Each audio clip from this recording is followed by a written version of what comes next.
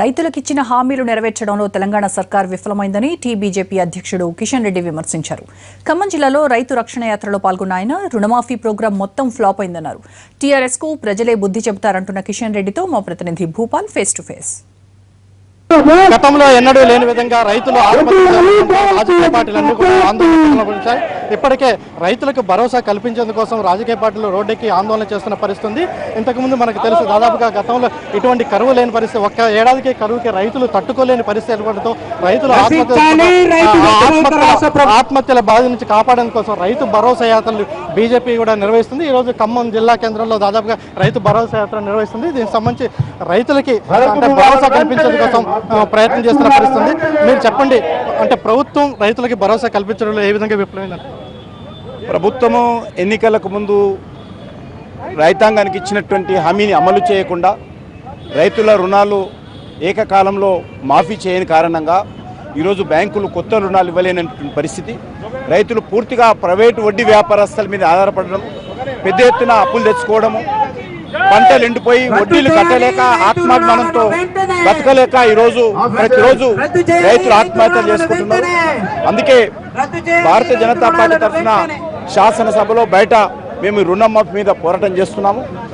ఇప్పటికైనా ప్రభుత్వం దిగువచ్చి ప్రజలకు ఇచ్చినటువంటి హామీ మేరకు రైతాంగాన్ని ఆదుకోవడం కోసం, వ్యవసాయ సంక్షోభం నుంచి ప్రజలను గిట్టెక్కించడం కోసం ఏకకాలంలో ఈ యొక్క రైతు రుణమాఫీని అమలు చేయాలని బీజేపీ డిమాండ్ చేస్తుంది. అంటే కేంద్ర ప్రభుత్వం ఆ స్థాయిలో రైతులకి ప్రభుత్వానికి సహకారం చేయలేదని టీఆర్ఎస్ ఆరోపిస్తున్న పరిస్థితి.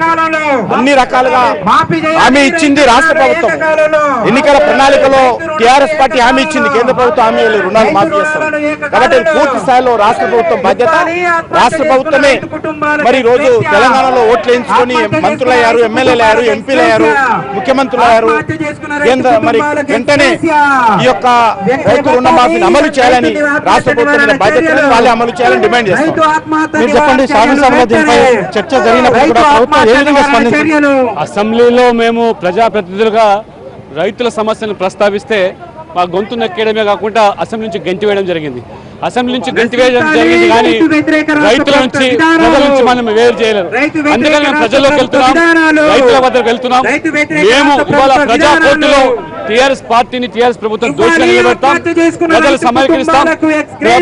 ఎన్నికల్లో ఇచ్చిన హామీలు అమలు చేసే వరకు మా పోరాటం కొనసాగుతుంది.